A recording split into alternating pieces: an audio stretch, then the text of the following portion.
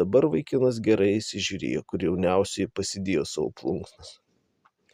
Prislinko ir nemačiom jas paėmė. Kai mergelės išsimaudė ir apsirengė kiekviena savo plunksnomis ir vėl pavirto gulbėmis.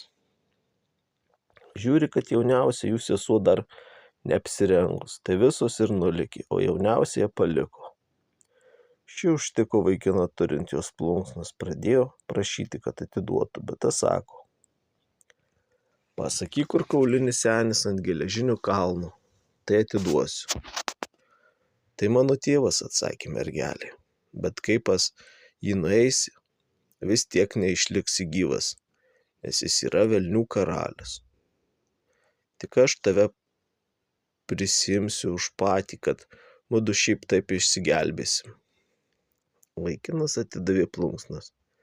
Mergelė jomis apsirengė, pavirto gulbe, liepė jam sėstis ant nugaros ir lėkė per kalnus į savo tėvo dvarą.